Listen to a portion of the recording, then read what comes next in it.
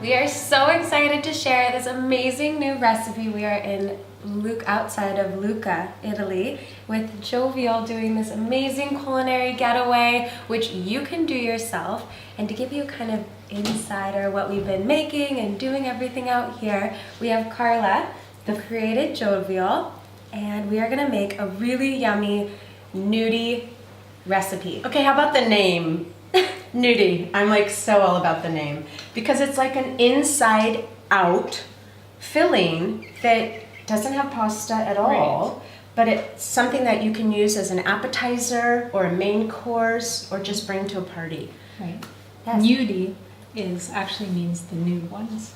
So it's a nude pasta. It's the inside, but not the outside. Which is what we like. So fun. And we cannot say enough great things about Jovial. When we first tried it, I remember taking a bite of the pasta and looking at my mom being like, is this gluten-free? Are we sure? Let's check the label. It's one of those products that doesn't jeopardize the integrity of the food, which is so amazing. You can serve it to non-gluten-free people and they will have no clue that they are eating gluten-free stuff. Thank you. Yes, no, it's amazing. So Carla, tell us a little bit just about Jovial and how you got started. I started Jovial because my daughter had severe gluten sensitivity and I had multiple food allergies. Same. So the point of the company was to focus on the ingredients, how they're grown, whole grains, nothing, no additives or anything like that you don't really need. And just make sure we were producing real food. And so you could eat gluten-free and not feel like you worked. That was the point of it all. Yeah, you don't get to feel like you're being left out, which is what's so amazing. This is huge. I mean, that's why we started sharing these recipes with all of you guys, so that you could have these nostalgic foods that you felt like you no longer could have. And to be able to have this and share it with you so you can go home and make it for your families and friends is the best. And so like she said, it's the highest quality ingredients. That's, we're all about that seasonal, nothing, bare minimums, Whole grains, ancient grains. Yeah. And food with benefit. We're actually eating something that's beneficial for our bodies. So this flour is strictly flour. There's no added ingredients, nothing to it, no starches, and a great quality. All right. So let's start making the Gnudi. Okay, I just have to say, while we've been here, we've learned how to accurately measure everything. And this is a scale that kind of blew my mind. I've never used a scale before. And So the first thing we're gonna do, go home and buy scales. And then a food mill. I know. Yes. So it's really fun to just learn how to use it, and that's what we got to learn here too. Because in awesome. Europe, outside of the UK, that's how they do it. I know, and chefs, all the chefs that we've worked with have used it. So this Now is in really the recipes, awesome. when you see the grams, gonna go home and get yourself a food scale. And you're gonna be able to make these amazing recipes, and you're gonna be like, oh, why did it come out so dense, or why did it come out like this? No more. It is gonna be perfect, and you can do it. All right, let's get cooking. Okay, so we're gonna start with the ricotta. Okay, and I just have to share a little bit. While we were here, we Thanks, and actually stories. went to this tiny little village up on a very tall hill, and this woman made homemade ricotta. And what we learned about ricotta is that cotta means cheese in Italian. Yes? It means cooked. Oh, it means cooked. Okay. Oh, there you go. Okay, so what's Italian. cheese though in Italian? Formaggio. Oh, formaggio. Okay. So, but what we learned was ricotta Recooked. twice because nothing gets wasted. And so they first make the cheese. They take the cheese out, and then they do another process that makes ricotta, recooked second, twice. So it's amazing. And it is nothing like we have ever tasted in I the know. States. It is so unfortunate that we don't get this ricotta. Like, you want to eat this plain, we're saying a little honey on top just for breakfast. It's amazing. Yeah. So we have a little ricotta, and then we have right here Swiss chard. And so it's been cooked and completely squeezed Yeah, if you can see, dry. like, this is like Dry. no liquid in We there. also remove the stalks. Oh, yeah. Just kept important. them. Important to remove the stalks. And if you don't have Swiss chard, you can also use spinach in this. Yes. Okay, fantastic. And then a pinch of Salt. salt, and then pegs, mix it up. All right. We're doing one at a time here. So now we're Give going to me put some in more. the Parmesan. Uh-huh. Okay. And we'll have all the measurements and everything, both in grams and Right. regular. I You guess can is also okay. add a little bit of black pepper or nutmeg if you like that too. Oh, I Ooh, love love that. fresh nutmeg. I was gonna Not say a during the lot, holidays, just just a little. pinch. That little. That's the other thing that I'm learning about Italian cooking is that everything is so simple. It's not a lot. And if you know us by now, we love our garlic, we love certain things, and we use a lot. Well, it was so wonderful learning that from you. That's one thing, that takeaway of not too much. Really Let the vegetable and let the ingredients really stand out and speak for themselves. When they make tomato sauce, it's just letting the tomato flavor shine, the quality of the tomato. And that's why we stress shopping at your farmers markets, using what's in season, and that is the Italian lifestyle. I'm like, I think some part of me somewhere is Italian because this is how I think I love Yeah, it. because you were really good at making the pasta. You guys crushed it with she the did. pasta making. I know. All right, so we've got the egg, and now we're putting in the number one flour.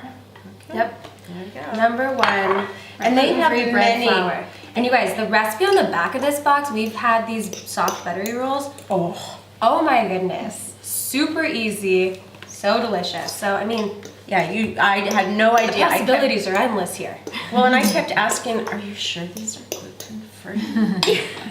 It's like this entire trip has been like a pinch me moment because it's just too good to be true. It really can do that to you. It really Yeah. can. And this villa, especially this culinary getaway, if you have any thoughts in your mind of wanting to really enhance your gluten-free cooking skills, you gotta look into this and come. They do them in June and October next year. This could be you sitting here in this beautiful kitchen cooking with Carla. I mean, you want that, don't you? We want it for you. Okay, so this has all been mixed up. Yeah, we're gonna just dust the baking sheet with some flour. Because you don't want them to stick together. And then we're gonna keep the flour handy because we're gonna need it to roll out the pasta. And there is a size here. It's about a tablespoon Yes. is what I kind of figured out. But so if you were to make them bigger, could you make them all bigger and they would still cook Yeah, the they same? all have to be the same size. Uniform size, so whether you want them to be bigger or smaller, depending on your preference. But this is perfect size for appetizers and things like that. A little bit in the flour. And then you roll it into a ball. And Pay then attention to the technique. make it into an egg shape. She's That's so basically good it. at that. And Okay, then we're you gonna wanna I think she's made a few before, right? Just a little. And you want to coat the outside with flour too because when they go into the pot, you don't want them to stick together. Okay, so I want you to notice mine is a little bit big. So I'm gonna just pinch it, put it back in, Right. and start all over again. Because you Yeah. definitely want them all the Yeah, same you don't size. have to be paranoid about the size, but Yeah. the closer they are together, the better. So what we were saying is like about a tablespoon, like if you were to take a tablespoon and put it together, and then you're just gonna roll it out a bit. And the more you do And these this, can the better actually you'll get. these can sit out for a few hours. Oh. You know, You can let them sit. You can So you can make these ahead if you're having a dinner party. You can make a bunch of these ahead of time, and then all you're going to be doing is throwing them into water Water. and Salted water. Yep. bringing them to a boil. I mean, I love this. It's such a fun. I'm always cooking for my families, trying to figure out new recipes for kids, and this is such a kid-friendly recipe. You can sneak in the green veggies. You really can't taste it. The cheese is masking it all. And then it's like you can put sauce on it, whatever you want. Quick dinner. I mean, It is. There's a half pound of Swiss chard in here, so it's a healthy serving of ingredients. that's it. Yeah, Half a pound. That's really, Yeah. really good. it's amazing. And look at that. In no time, all of our gnudi is done. The naked ones are ready to go in the pot. This recipe will serve about 4. Oh, okay. Yeah. Perfect. So we moved over to the boiling water, and what we've learned out in Italy is that they love using the coarse salt. And it makes a difference. It's just pretty much the feeling of it. You know, you get used to putting a certain amount of salt in boiling water for pasta. And you can just grip it. And then they use it, say if they make a roast that's slow cooking, it melts very, very slowly. So a lot of times when you salt your meat too much in the beginning, it dries out. But this will slowly kind of melt through the process. So there's certain things you do with coarse and certain things you do with fine. And once you get used to it, it's hard not to do that. Fantastic. Just gotta practice. Keep getting in the kitchen, guys. All these little tidbits are wonderful gems. Yes. All right, so what we're gonna do now, our water is boiling. Yep, we've got about 3 quarts of water, and in Italy they salt the water before putting the pasta in, but they put in an abundant amount of salt because then they don't salt the dish.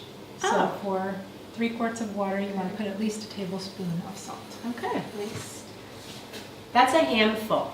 It's like a nice. Like a nice It handful is, went in pretty the much. water. Yes. We also put the butter, unsalted butter, but we added a pinch of salt Okay. and fresh sage leaves. Oh. You don't really want to fry them, you just want to kind of infuse the flavor of the sage in the butter. So they bubble a little teeny bit. Okay. And this is what we're gonna have like the little sauce on the top of it. And this is also, it's good, all of this stuff is good make ahead. Because if you make your sage butter and you make these before your guests get there, and you leave your sage butter in a corner of your stove shut off, it will just become more flavorful. It's just gonna be absorbing the sage flavoring into it. Exactly. Oh, so good. So you drop these in by hand. Okay. And the cooking time is basically when they float. When they float to the top of the water, you get a slotted spoon and you lift them up into your serving dish. What I love about this is that it's like an all-in-one. It's the pasta, the filling, the everything. Like this is like genius. Can I make this recipe up? Very Is this- traditional old Italian recipe, but Okay. if you're cooking gluten-free, the recipes you want to go for are the ones that have the least amount of flour, because you'll have success with those. Yeah. And so in traditional Italian cooking, there are a lot of recipes that don't have a lot of flour that are naturally gluten-free or very close to it. So we're going to put a little teeny bit of the sage butter here. You guys, the smell is so amazing. And again, the cooking time of the gnudi is you put them all into the boiling water, and once they rise, you take a slotted spoon and you take them out, and you're good to go. So how easy is that? You can make a bunch of these ahead of time. You don't Put stir them in the them. water. You don't stir. No. No stirring. They're a little fragile, so if you put your spoon into them, you can break them open. So you It's just my let them favorite sit. kind of cooking. But you really have to have the water at a full boil. All right. Full boil. My And other last night when we were cooking for 20 people. We didn't see them pop up, so we're like, is this gonna work? they were. So never fear, they always float. It just takes a little bit. They're all floating. Yay! I'll come to the top. Beautiful. So you can also see how this would be really great to double, triple this recipe depending on the amount of people that you have coming over. Really easy to multiply. The rest of the butter end. Yum. When we serve these at the Getaway, we actually usually get some fresh sage, and we make sure we have one leaf for each guest. And then we arrange them on the plate and put one fresh leaf for garnish. I mean, how beautiful is this? A little bit of extra. The All smell. about that extra cheese.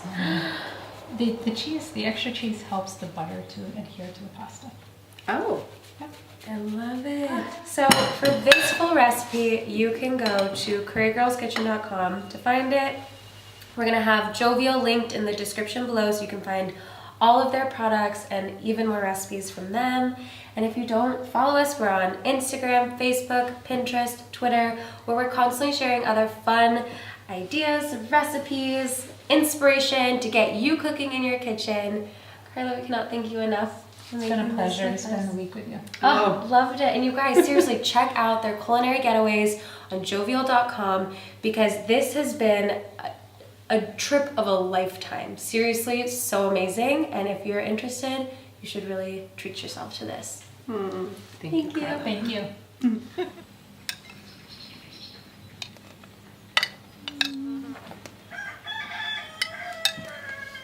I love thirst. Cheers. Salute. Salute.